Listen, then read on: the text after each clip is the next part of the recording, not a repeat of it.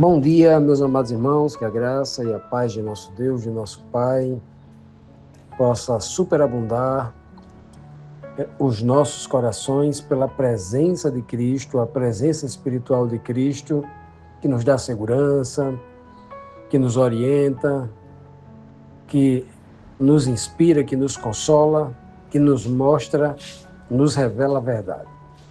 Possa realmente ser uma realidade em nossas vidas. Amados, hoje, segunda-feira, vamos dar aqui sequência ao estudo da nossa lição.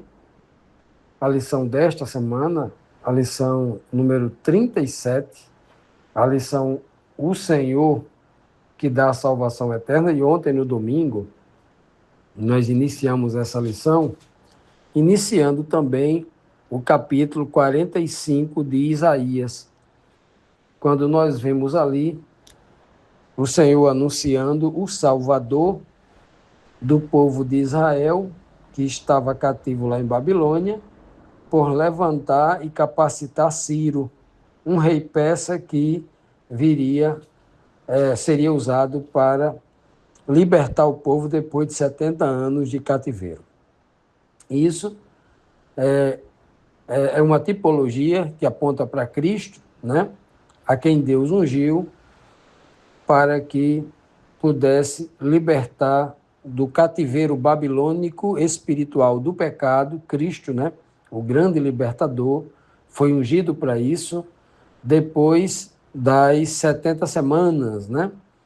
70 semanas proféticas, 490 anos, conforme diz Daniel lá no capítulo 9, a profecia do capítulo 9 de Daniel também, né?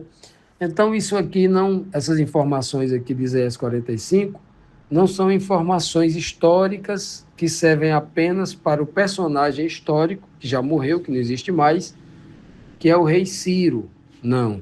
Aqui além de trazer informação do que iria acontecer dentro da história, de forma física, literal, também tinha uma conotação tipológica espiritual que apontava para Cristo, algo muito maior, algo que se refere ao plano de Deus para a salvação eterna do homem, né? O homem ser salvo para a vida eterna. E na segunda pergunta de ontem, nós vimos quando o Senhor diz que a Ciro, né? A Ciro, o Senhor concederia os tesouros mais ricos, mais poderosos da terra, o Senhor daria para ele, né? Para que ele pudesse, então, concretizar a salvação do seu povo, né? O povo de Israel, a quem o Senhor, né, chama pelo nome. Que texto maravilhoso, né? O povo escolhido de Deus, né? E essa foi as informações, as revelações que nós estudamos ontem. E hoje, na terceira pergunta da lição, diz assim: o que o Senhor afirmou sobre quem era para Ciro e por qual razão? O Senhor era o que para a pessoa do Ciro, né? Tanto o Ciro literal quanto o Ciro tipológico. Vamos analisar sempre essas duas visões do texto bíblico, né? Isaías 45, 5 e 6 diz: eu e somente eu sou o Senhor. Não há outro Deus além de mim. Embora você não me conheça, eu lhe dou força para lutar. Faço isso para que, de leste a oeste, o mundo inteiro saiba que além de mim não existe outro Deus. Eu e somente eu sou o Senhor. Como nós já dissemos em alguns outros comentários, essa já é a enésima vez que aqui no livro de Isaías, o Senhor parece que está gritando aos ouvidos do povo de Israel, que é surdo, que é cego, né? Vocês não entenderam que não existe outra pessoa que não é Deus a não ser eu, né? Deus, o Pai. Não tem outra pessoa no universo que seja Deus. Só eu sou Deus. Por quê?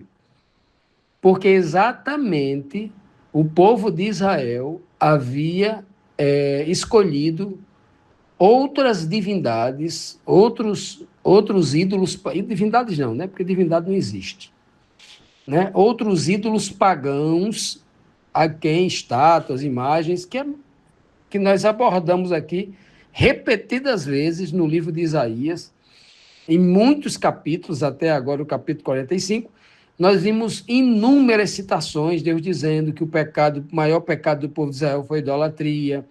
A idolatria é a porta de entrada para todo tipo de desgraça que houve dentro de Israel, né? E o Senhor continua dizendo aqui a mesma coisa. E em 2 versos apenas ele repete, né? Algo 3 vezes, em um verso só. Ele repete 2 vezes. Ele deixa bem claro, o Senhor é redundante, parece que ele é cansativo. Mas ele não está sendo redundante nem cansativo. O problema não está na falta de eloquência ou na falta de erudição daquele que é a fonte de toda a sabedoria. Não, o problema não está com Deus, é com o povo bruto. Ora, o povo de hoje não é a mesma coisa? Você morre de dizer que na Bíblia não existe 3 deuses, a Trindade é uma composição filosófica criada na Idade Média, no início da Idade Média. A igreja é completamente corrompida, política, querendo poder, querendo dinheiro, e aí aceitou, né, um pagão que ditasse ali, comprasse, né, homens ameaçados no Concílio de Nicéia para começar a estruturar uma doutrina completamente espúria, a tal da Trindade, que cria 3 deuses, são 3 pessoas a Trindade, 3 pessoas. Aí, para tentar criar uma ideia filosófica contra todas as leis da natureza, contra a matemática, a física, contra tudo, contra o raciocínio, contra a lógica, né? Contra o senso comum, contra tudo, contra o evangelho simples da Bíblia, aí criaram a ideia de 3 pessoas sendo um só Deus. Aí imaginou um absurdo desse? Aí o texto aqui é muito claro. Eu, somente eu. Eu é pessoa. Eu é pessoa. É um pronome pessoal. Ele não diz nós, somente nós somos Yahvé. Não. Não há outro Deus além de Yahvé, Deus o Pai. Não, além de mim está no singular. Não é nós aqui não. Se uma trindade é composta por 3 pessoas, pessoa se descreve por nós. Não é mim. E outra coisa aqui, meus amados, importante, é que esse texto está sendo dirigido ao ungido dele. Ele está dizendo assim, embora você não me conheça, viu meu ungido Ciro, embora você não me conheça, eu lhe dou força para você lutar. Então veja, que na tipologia, Ciro aponta para Cristo. O verdadeiro ungido de Deus não é Ciro, é Cristo. O texto está dizendo, embora você, viu meu ungido, não me conheça, eu que dou poder a você para você vencer. Então veja que quando ele fala mim, aqui no singular, ele não pode estar falando dele e de Jesus, o Filho, como um segundo Deus igual a ele. Porque aqui no contexto tipológico, Cristo é o seu servo, é aquele que depende de Deus, é aquele que depende receber os tesouros de Deus, o tesouro da sabedoria, o tesouro do conhecimento, o tesouro da palavra, da revelação, a unção do Espírito que lhe dá poder para ele pregar, para ele entender, para ele curar, para ele realizar os milagres, Deus realizar os milagres através dele, como Cristo diz, o próprio Cristo diz isso lá em João 14:10, né? Então o Senhor é quem diz, ó, eu e Yahvé quem faço. Eu faço, é eu que estou fazendo isso, né? Para que você, de leste a oeste, né, faça com que o mundo saiba, e essa foi a principal missão de Cristo, para trazer que o mundo saiba que não existe outro Deus a não ser o Pai. E é o que Cristo prega lá em João 17:3. Ele diz, a vida eterna é que te conheçam a ti só por único Deus. É o que Cristo prega. Lá em João 5:45, Cristo vai dizer também, né? Muito antes vai dizer, olha, vocês fariseus, vocês que são doutores da lei, conhecedores da teologia tradicional dos judeus, vocês gostam de receber glórias uns dos outros, vocês amam receber, mas eu só recebo glória a que vem do único Deus, ou seja, Cristo era uma pessoa que recebia a glória do único Deus. É uma declaração clara do Cristo, né? Os apóstolos que entenderam isso também pregaram a mesma coisa, né? João, Pedro, Paulo, todos pregaram a mesma coisa. Continuando, amados, vamos então para a segunda pergunta de hoje, a quarta pergunta da lição, que nos traz aqui mais um importante questionamento. Do que o Senhor é criador e o que ele envia? Ele é criador do quê e o que ele envia? O que o Senhor fará brotar, então, né? Nesse envio que ele faz? Isaías 45, versículo 7 e 8, diz assim: Eu, o Criador da luz e da escuridão, eu sou o Criador da luz e da escuridão. E além disso, e mando bênçãos e maldições. Eu, o Senhor, faço tudo isso. Assim como a chuva vem de cima, eu enviarei do céu a minha vitória. A terra se abrirá para recebê-la e fará brotar a salvação e a liberdade. Eu, o Senhor, farei isso.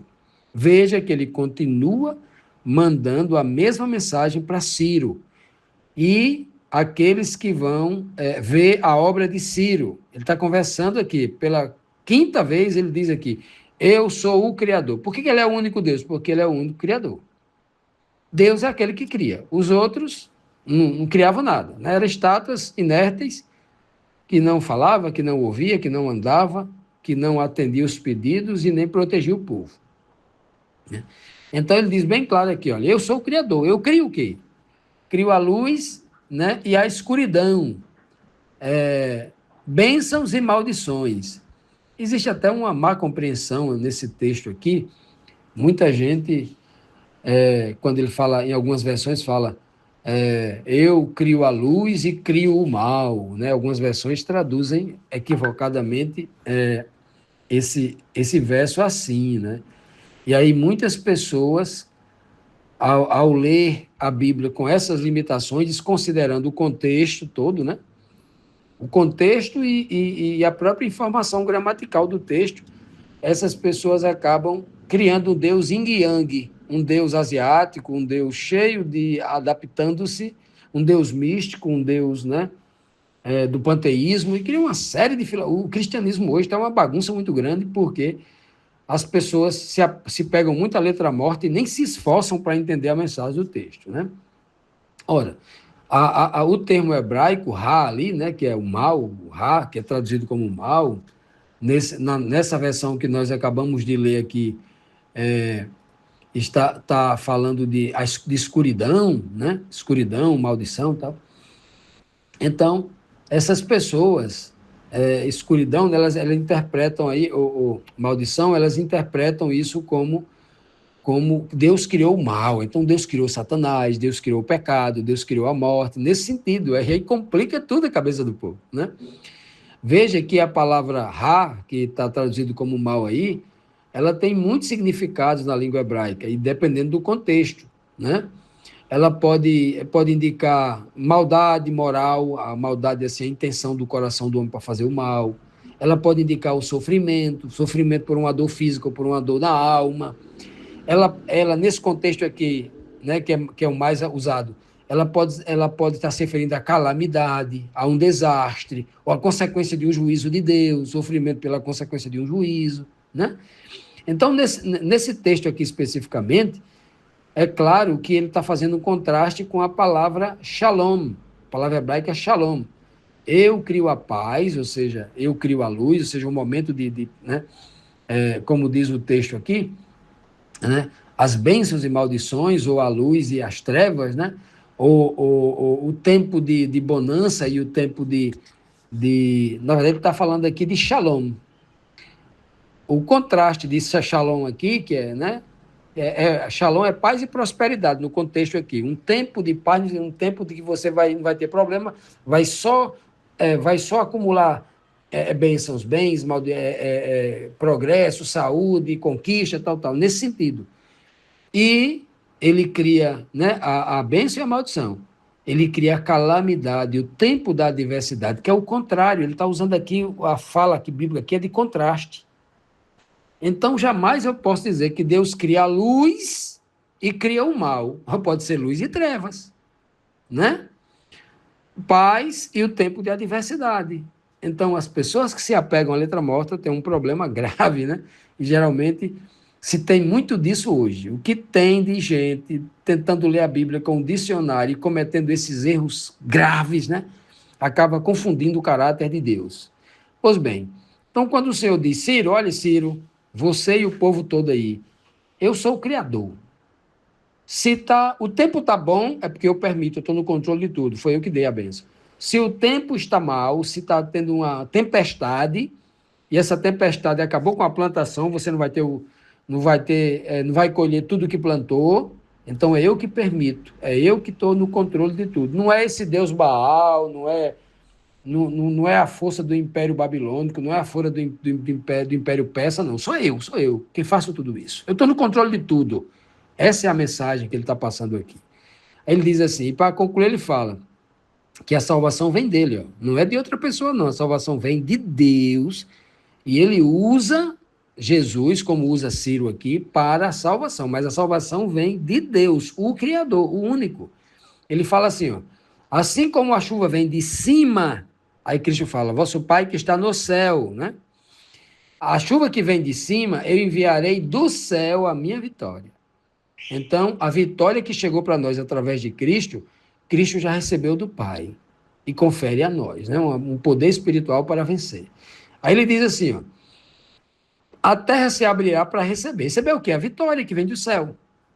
E aí sim, se a terra se abrir para receber, então essa vitória trará ao povo salvação e liberdade. Que coisa linda. Ele tem mais assinatura aqui, ó.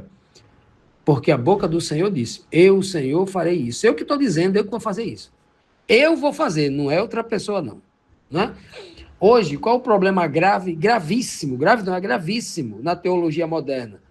É que tudo que eles falam no Novo Testamento, ó, Jesus é o Criador, Jesus é o único Salvador, é o Pai que salva através de Jesus. Não queira colocar Jesus no lugar do Pai. Não confunda a cabeça do povo. Jesus tem um papel importante na salvação, sem ele não teria salvação. Ele é um meio pelo qual Deus nos salva. Mas o Salvador, no texto bíblico, é Deus, é Yahvé. Tá a letra maiúscula bem grande aqui, ó. Eu, o Senhor, eu e Yahvé, é quem opera a salvação. É a fonte original de onde sai a salvação. É a fonte original de onde sai a vida. É a fonte original de onde sai a bênção. É a fonte original de onde sai o Espírito.